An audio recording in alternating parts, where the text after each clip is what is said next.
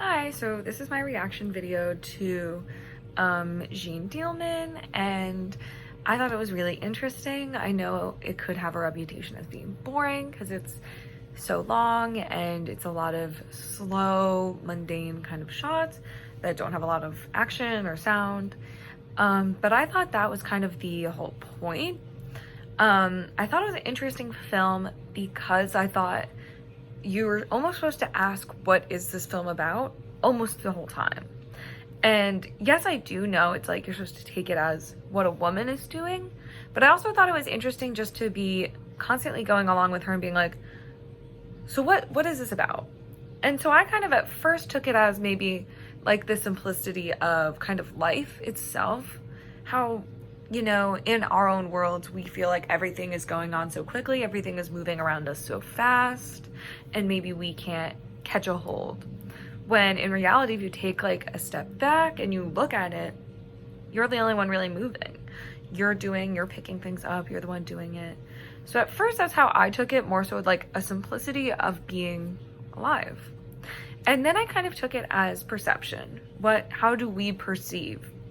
And how do our preconceived notions affect perception? And so I took that as that because we don't know who that man is, aka her son. At first I assumed it was her husband. And, you know, some could be like, oh, he looks young.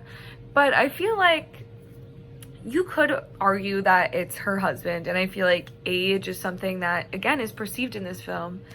And so those were like some of my biggest points where I felt like you could perceive something or not of her. And I think that was a big point for me. It was that we're the only ones gazing. People aren't even looking really at each other within the film. The son and mom don't really look at each other.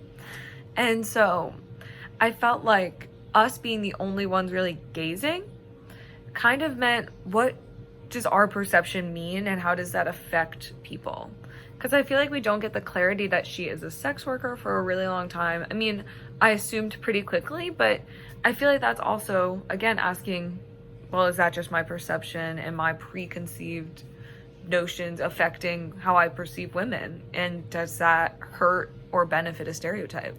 So I think that's what I took from that. And the reading really enlightened me as well. And just going to go over a scene that kind of uplifts my thought. I suggest that we're supposed to focus on the idea of perception because throughout this movie, we see many shots just like this one, where we're solely focused on what Jeanne is doing, that we kind of just have to focus in on every aspect within the film or within the shot. So we see like a light-colored kitchen that also has touches of different colors like blue, and the blues and the green do give off an element of masculine kind of authority, just like the blue boxy t-shirt that she's wearing kind of provides this masculine energy to her while she's touching raw meat. Then it kind of is juxtaposed by how she is cooking, and she's cooking for her son. So that is naturally and kind of, not naturally, but inherently domestic. So I feel like she's both feeding into the stereotype, but also breaking it. But then I think that begs the question of, isn't that life? Don't we all enjoy cooking occasionally? Isn't that allowed as a woman? We're allowed to enjoy cooking, but we're also allowed to kind of have an outfit or resemblance that has masculine attributes to them. So this is where I feel like perception played the biggest role, and I feel like if a person wanted to, they could argue that she is entirely feminist, or somebody could argue she is entirely adhering to conservative values.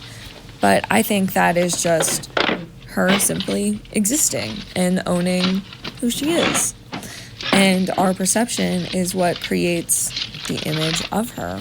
And she doesn't need sound, dialogue. It's just who she is. So yeah, that was kind of my take on the movie. I thought it was really interesting, and yeah,